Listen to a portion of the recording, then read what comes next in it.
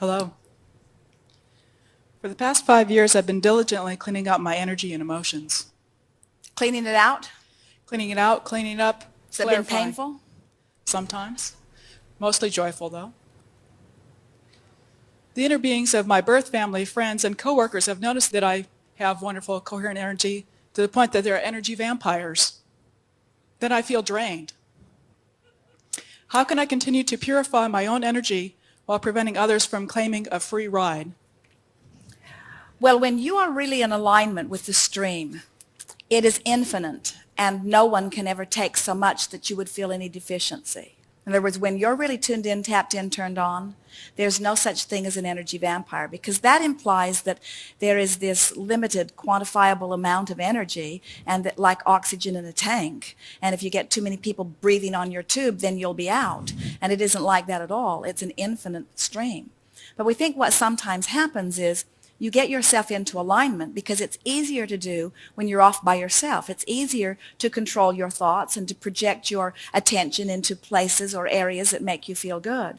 And then sometimes when others enter your environment and you give your attention to them, you let their vibration become too big of a vibrational factor in your own. And then you lose your connection and you associate it with them because it happened in response to your now giving your attention to them, you see. So the point is I need to focus on my own clarification? What we really want you to hear, all of you, relative to everything that we're talking about here today, we want you to focus with an ear to the ground, so to speak, as how it feels while you focus. We want how what you're thinking feels to be more important than the subject of what you're thinking. Esther watched the presidential debates. For heaven's sakes.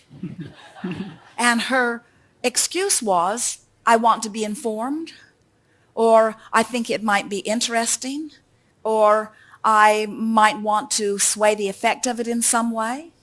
And then she watched the second one, and we said to her, when you found out how watching the first one made you feel, why would you dive in for more? And it's because Esther and almost all of you use many things as your criteria for what you focus upon in your now other than how it feels. And we want how it feels to be the first priority and everything else to fall into place long after that, you see. And so sometimes out of commitment or obligation, you engage with people or you interact with them on some points. And so you can get a vibration pretty active in yourself that goes against the grain of the vibration of your source and of the intent that you hold and all of the good stuff that's there for you in vibrational escrow. But you just have to care more about how you feel than anything else and guide your thoughts accordingly. Can you give us an example and we'll show you what we mean? Well, it resonated when you said something about obligation, things like that. I work for an energy company, oil and gas company, and yes, it's ironic, I know. Well, they believe in shortage. But it is economically to their advantage, so that's why they do it. In other words, they actually contrive shortage in order to economically benefit. But don't let their contrived shortage make you think that the universal energy stream has any potential of shortage. It is infinite and expanding. Well, actually, we find I find natural gas, and there are lots. We keep finding more and more, more and more. There is no shortage No, of that or anything. No. I guess an example is that I notice that when I'm focusing on something and I have an alignment in a particular topic that I'm interested in, a technical topic, that someone will come in. I'm thinking one particular individual down the hall, and he'll come in and talk and engage, and then he'll leave, and then I feel totally drained afterward. While it was an interesting topic, it was off what I was thinking. You see, your vibration in any moment is where it is. So let's just start with that starting point. Whatever's been happening, you are where you are. So let's say someone enters your environment and they cause you to focus upon something that they are living, that they want to live, that they are living successfully, that you want to live, that you are not yet living successfully. So the conversation activates within you an awareness of a desire that you hold that you are not right now a vibrational match to. That would give you a feeling of discord. But in that sense, you were not in the vibrational place you thought you were. In other words, all they did was, through their conversation, speed up your energy of desire, and the vibration of belief where you are now sticks out like a bigger sore thumb. It's the same story as when you are driving a car 100 miles an hour and it hits a tree. It's a bigger problem than when you're driving a car 5 miles an hour and it hits a tree. So sometimes, if you're not aware of how you're really feeling, you're just percolating along. You've got your energy going in a certain way. You're feeling the way you're feeling. And then someone else enters the experience. They have the potential of talking about something that inflames your desire, which points out your discord, or they have the potential of beating the drum of something that's lower in vibrational alignment than where you are. So in any case, any time that you feel worse after a conversation with someone else, or even a thought of your own, than you did before, it's one of two things. Either one part of your vibrational relativity has received more emphasis, which has made your guidance system kick into higher gear. Are you getting the point of this vibrational relativity? Do you get it? That the reason that you feel emotions at all is because there is a vibration that is your source, that is really who you are, that is giving you this steady vibrational current all the time, and that your thoughts are moving around, giving you that feeling of separation or closeness. Can't you feel in the emotions that you would call negative emotions, things like despair or fear, can't you feel that emptiness? Can't you feel that it is a sort of absence of the fullness of who you are? Don't those emotions feel that way to you?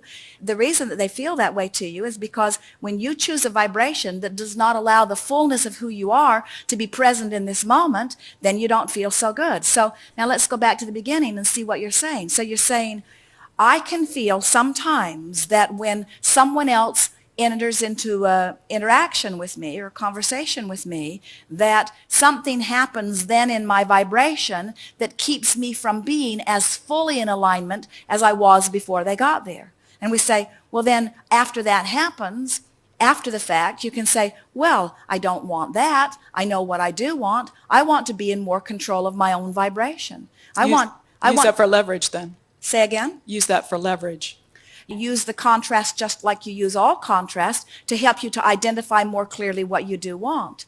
But you could potentially have a negative conversation in which makes you want to have better conversations, and then have another which makes you want to have better conversations. You could go on like that indefinitely. People do that where they have an experience that they don't like, which causes them to launch a clear rocket about what they do want. But if they don't do anything about cleaning up their vibration in order to match the rocket, then they just stay in that more and more uncomfortable place. And there are a lot of people who say, I don't want to be around people at all because I can't control the way people behave. I can't control what they think or what they want or what they believe or even what they say to me or what they want from me. But when you get it, that you don't have to control what any of them are doing, you just have to maintain your own vibrational alignment no matter what they're doing. And the best way to maintain your vibrational alignment relative to other people is to maintain it about them when they're not around. Because if you haven't practiced maintaining your vibrational alignment about people when they're not there, you're certainly not going to be able to do it when they are there. So when you talk about cleaning up your vibration, we're out of time here, but give us a very quick example of someone who disrupts your energy. I think a better comment might be to say that this is actually probably a smaller problem than saying that I've been able to use the comment that you had in Ask and It Is Given about asking non-physical beings to help. In this same project, I'd asked for that in my meditation. And now the project, which originally had probably 150 people, now has probably 400 and is ever expanding. And so from that standpoint, I was able to allow, with the guidance that you had given, in a way that everyone has a similar desire. Well, the thing that we most want you to hear is that when you get it out of your mind that your work in co-creation with others has anything to do with their behavior. In other words, just give that up, because you can't control their behavior. They don't want you to, and you couldn't do it even if they wanted you to. In other words, so just give up any idea that you're going to control anybody else's behavior, and just make up your mind that you can control the way you feel about anyone in your own thoughts. In other words, you can control what you choose to focus upon about any situation or about any person. And so we think it is a wonderful thing when someone comes into your experience and you feel less good after they got there than you did before.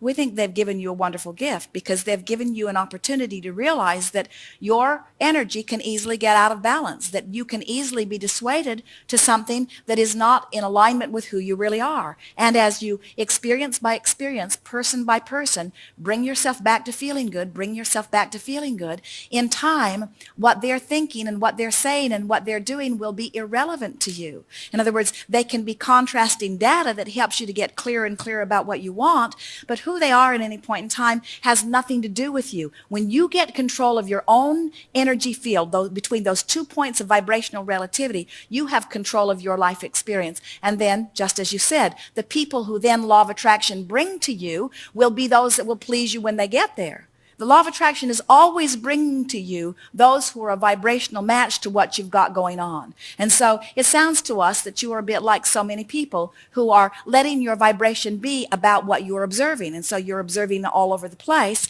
offering a vibration all over the place. So law of attraction is bringing you a bit of everything, and a bit of everything is not a match to the specifics of what you are wanting.